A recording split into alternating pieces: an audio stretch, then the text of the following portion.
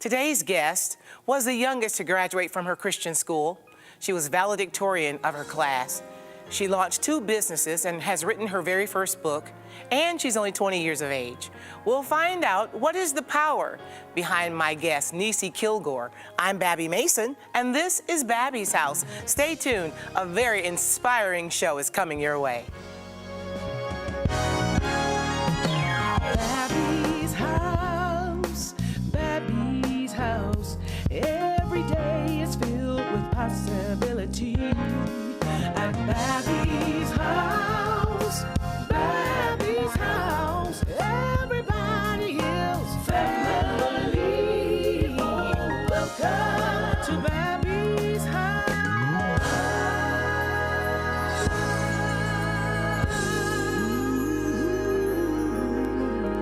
Hello, everybody, and welcome. Welcome to Babbie's House. I am your host, Babbie Mason. Thank you for joining me today. You know, Mom, if you've got kids in the house, get them to get in front of the TV right now. If you have those that want to be whatever it is that they dream of being, get them in front of the television right now. My very special guest, Nysi Kilgore, is only 20 years of age and has accomplished so very much. And I know that there's so many contributing factors, like people in her family that have loved and supported her, and she studied and she worked hard. But I want to hear all the beautiful details. So stick around. You'll meet Nysi Kilgore in just a little bit. She is a very admiring young lady who's accomplished a great deal. We're going to talk to her in just a little bit. But right now, I want to kick the show off with one of my favorite songs. It's called Stop by the Church Sometime, because something may be said to help you on your way when you stop by the church sometime. You ought to stop by the church sometime. Stop by the church sometime. Well, something may be said to help you on your way when you stop by the church sometime. You ought to stop by the church sometime. Stop by the church sometime. Well, something may be said to help you on your way when you stop by the church sometime. Now, when you see the deacon come out and sing a song, give a testimony about what the Lord has done. The Holy Ghost is moving until every pain and care is left behind. You got a made-up mind to leave your burdens there. You can listen to the songs that they sing. Listen to the songs that they sing. Well, the words of a song will help you to carry on when you stop by the church sometime. Then you can listen to the prayers that they pray. Listen to the prayers that they pray. Well, while you're there in prayer, the Holy Ghost will meet you there when you stop by the church sometime. Now, when you see the preacher come out and take the stand, read the Holy Scripture. You ought to try and take it in. In that Holy Bible, it's got everything you need. You can find a scripture for every description. When you take a little time and read, you ever feel lonely? Stop by the church. Stop by the church. In need of a friend? Stop by the church. Oh, stop by the church. Stop by the church. When your burdens get heavy? Stop by the church. Stop by the church. Stop by the church. You ever feel misused? Stop by the church. Stop by the church. You ever feel abused? Stop by the church. Stop by the church. Stop by the church. Know you've been talked about? Stop by the church. Oh, that's all right. Stop by the church. That's all right. That's all right. Stop by the church. Listen to the preacher. Stop by the church. Listen to the preacher. Stop by the church. You feel like singing? Stop by the church. Just like singing? Stop by the church. You feel like shouting? Stop by the church. Yeah, yeah, yeah, yeah. Stop by the church. When the Holy Ghost comes. Stop by the church. When the Holy Ghost comes. Stop by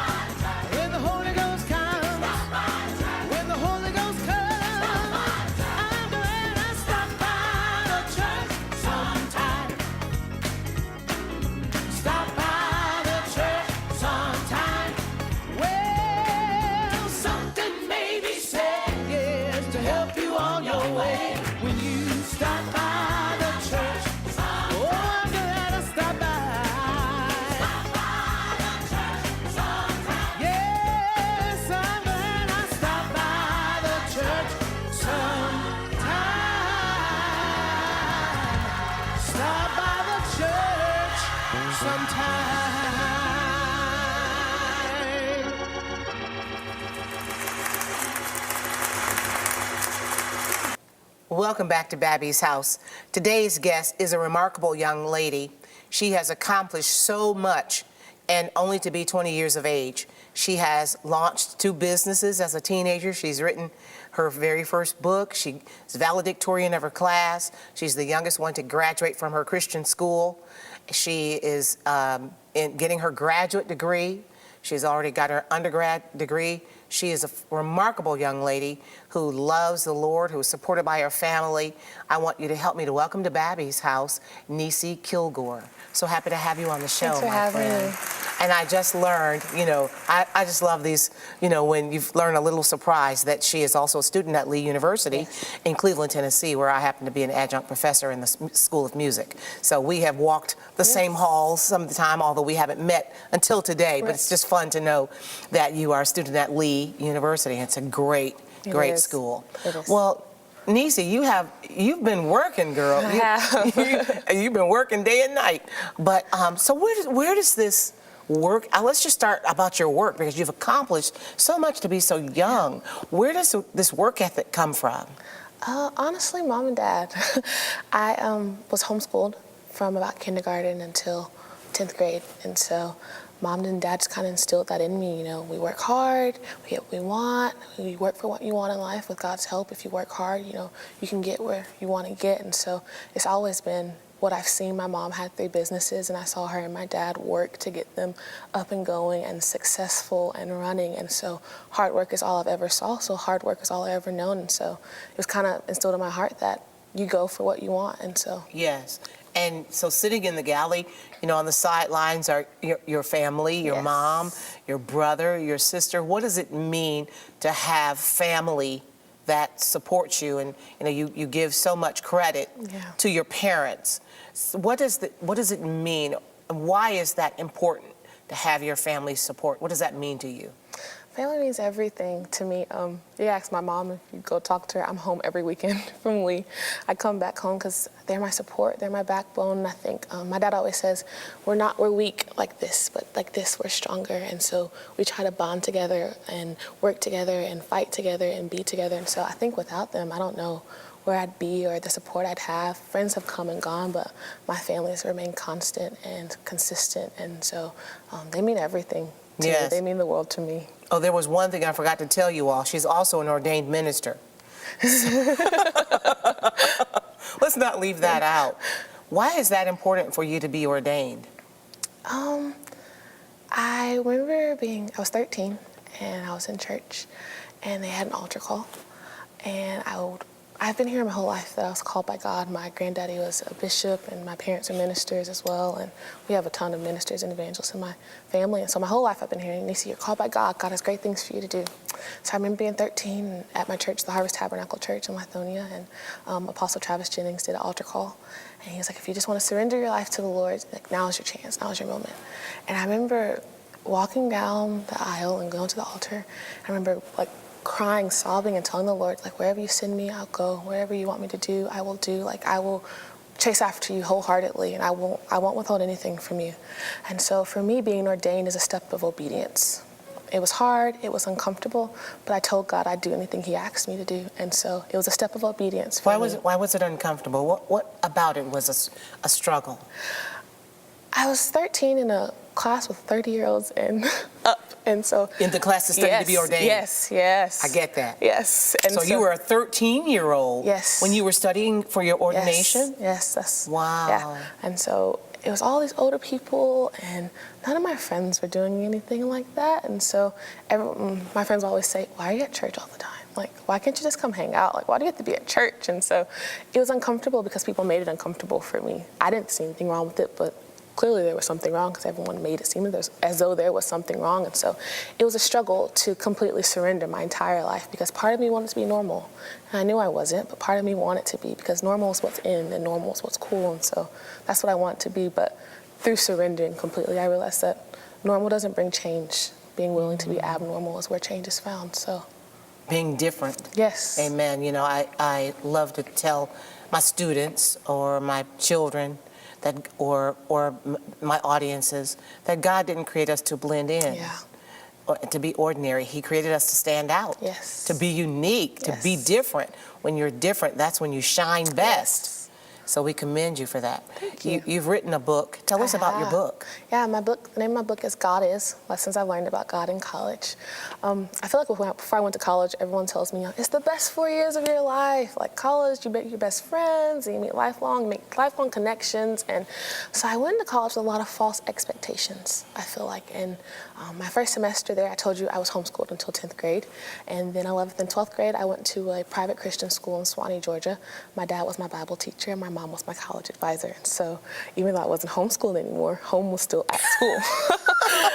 So you were not homeschooled, but you went to the Christian school where mom was your teacher and mom was your advisor, and dad was your teacher. Yes.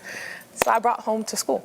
And so Lee was my first time ever being away from my family like that. And even though it was only 2 hours away, it was a culture shock. And so I got there, I didn't know what anxiety was, I didn't know what depression was, but I was feeling it, and I didn't know how to process it. And so my roommate will say, hey, like, let's go out and let's do this and let's do that. And I would be like, no, I think I'd rather just like stay in. I don't really want to do anything. And that caused problems between her and I, because she felt like I didn't like her and I didn't understand her and I didn't want to be connected to her, which was not the truth. I did, but I just didn't know how to process what was going on. You were trying to adjust. Yeah, you know? And so my first year of college was a struggle. It was a huge struggle. I wanted to drop out. I was ready to come home. It was a struggle to stay there. And so coming on the other side of it, I went through counseling and I found new friends, new connections. I finally found my groove. But I kind of asked God, I was like, God, why did I have to go through that, you know? It wasn't what I was expecting. It wasn't what I was looking for, but why? Why me? Like, why couldn't I just have the normal college experience that everyone's talking about? And I was driving down Parker Street. I think you know Parker Street. The main thoroughfare that goes right through campus. I was driving down Parker Street, and I just felt the Lord say to me, like, Nysi, you went through that, so that you could give the tools to someone else coming behind you. And so I was like, God, I've learned this about you, and I've learned that about you, and not just about you, but I've learned who you are. And that's when I felt the Lord say to my heart, God is. And write about it. Write about what you've learned about my character. And so I wrote this book so that there's not another college student that feels alone. There's not another person that feels alone in the struggle.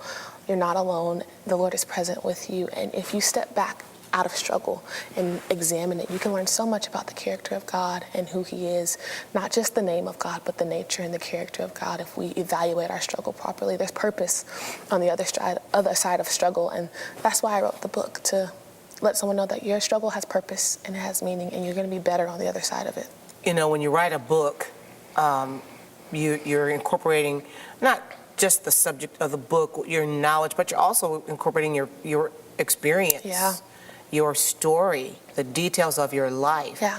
And looking back on your life as brought up in a Christian home, leaving homeschool, but yet going to a school where your parents came right along with you, going to a Christian school like Lee University, although it was somewhat of a culture shock because you've been in this bubble with your family most of your life, and then here you were, then thrust into a big campus, a lot of interaction with people, a lot of expectations on you because you've accomplished so much. Oh yeah, oh yeah.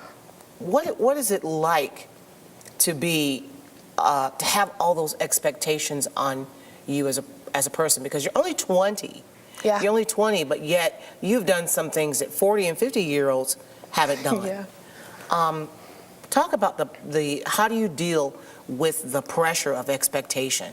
Yeah, the level of expectation, the pressure of it can bring a lot of anxiety, and I didn't know that until I actually sat down, and psychology was my major, and I realized, hey, anxiety, that's a thing that's been present in my life for a long time. And a chapter in my book is called God is Perfect, So I Don't Have to Be. And it was a lesson that I had to learn the hard way. I was good in school, I was good at church, I was good at sports. There's a lot of things that I was good at. And so I subconsciously kind of like took control of my life from the Lord to keep that expectation high, to keep that bar raised. Like, I got this, I can handle this. Even though he was the one empowering me to do it, I kind of just, in my own subconscious, was like, yeah, no, I can do this. I got this. I got this. I can perform. Yeah, I can perform very well.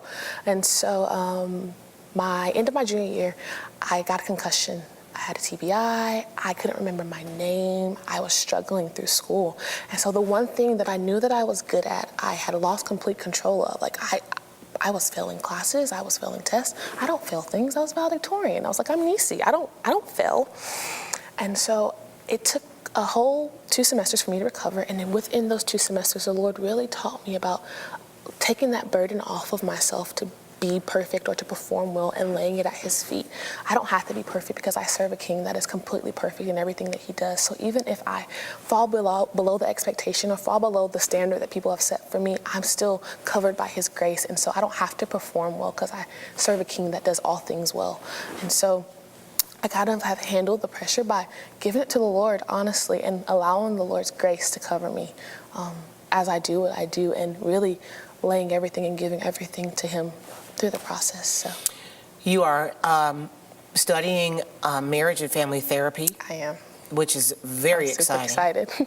But when you're dealing with people's stuff, Yeah. it can be messy. Yeah. And it can be, you're looking at broken people Yeah. and helping them to put their lives back together Yeah. again. And from someone who it appears that you, for a good majority of your life, have had it all together. Yeah. You know, and that experience, though, that you had where life fell apart for you, Yeah. you know, people could look at that and say, well, that was the devil trying to set her back. But we know somehow that God allows all things to work together for Yeah. good. What is that, you know, when you look back on that season, Yeah.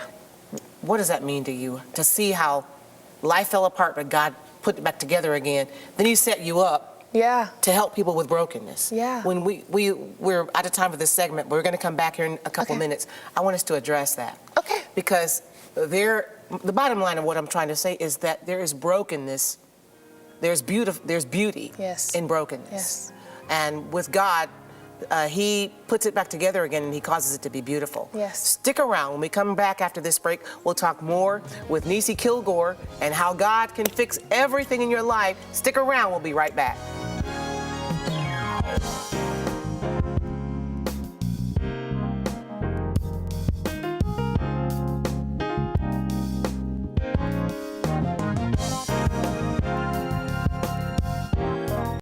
Welcome back to Babbie's House. Today I'm talking with Nysi Kilgore, and she is a young woman with a lot of accomplishments, and it's fun. It's really fun to talk with her about all that God is doing in her life. But, you know, behind that beautiful exterior, as we were talking before we went to break, there is brokenness. And, you know, it's not that God did it, Yeah. but God used it Yes. to launch you into a new season. Yeah. A season of your life. The challenge that you had with the concussion and the loss of your memory and the loss of control Yeah. and all of that.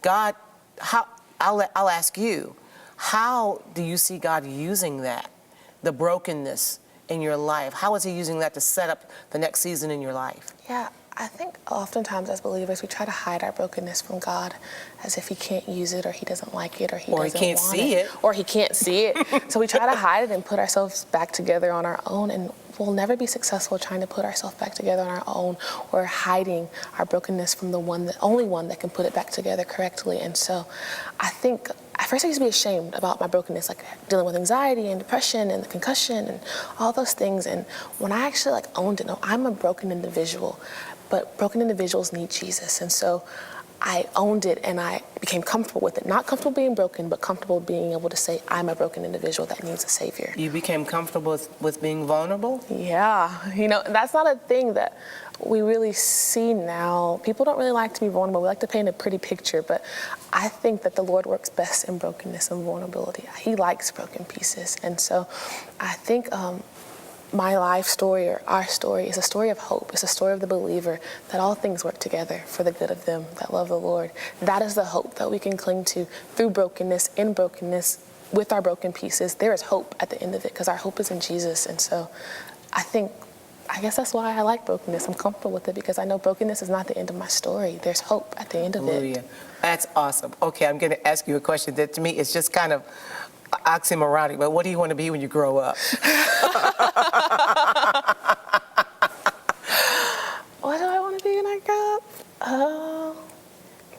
you know, it's cool if you haven't figured it out. I know I want to be a therapist. I do know that. I want to own an international nonprofit counseling center that allows people of any denomination, age, background, creed, sexual orientation to come and find free counseling. A lot of people are ashamed to go to counseling and they're afraid that their family will know or anything of the rest, but I want a Compassion in Crisis. I started it this year, one of my businesses. Eventually, end goal would be for it to be an international counseling center where anyone can come and get the help that they need, where they can bring their brokenness and find healing. That's beautiful. So how do we get your book when it's launched? How do we get in contact with you? Give us your handles. My book you can go pre-order it now at www.rootedanchor.com. You can go pre-order the book, God Is, right now. On Instagram, you can find me at Nysi McCole. I'm on Facebook, Janicia Kilgore. We're on all social media outlets. You can find me and catch up with me and what I'm doing. So all of those young ladies out there, and guys too, but let's just talk to the girls for a moment. Yeah. To all those young ladies who are watching the show today, who might see it on the internet as they're surfing or whatever, they'll come in contact with the show. Yeah. And they're wondering what their future looks like, if they'll make it, if they can do it, if they can be it. Yeah. What do you say to them? I say you can. You're completely capable, totally equipped by God. Everything that you need to be successful in life is already inside of you. You don't have to worry about what you will be or what you will become or if you can or if you can't, because you can. Because God says you can, and your Father is royalty, and He lends all His tools to you, so there's nothing that can stop you. You're completely unstoppable. Go for it. Don't let fear be the determining factor for your future. Don't let fear cripple you. Go for it. Completely fearless. Do it afraid if you have to. Even if you're completely afraid, do it anyway. Go for it, because there's so much reward on the other side of obedience and going after the call God has on your life. Nysi Kilgore, I am in your corner. I am your newfound cheerleader. I am the newfound president of your fan club. Thank you. And I'm so proud of you. I'm so proud of you. Thank you for coming to Babbie's house today, my friend. Thank you for having me. Absolutely. And to you, my dear friend, I'm proud of you too. I'm proud because you picked up the remote control and you turned to Babbie's house today to be encouraged, to be uplifted, to be celebrated, to be encouraged that you can do it. I love my favorite 10-finger prayer. I can do all things through Christ who strengthens me. That is my prayer for you today. And I thank you for watching Babbie's House. Listen, do me a favor. Go to Babbie.com. Let me know that you've seen today's show and that you are encouraged to do what God has called you to do. Listen, I love you. Thanks for watching the show. And until I see you again the next time, may the Lord God bless you real good. Bye-bye for now.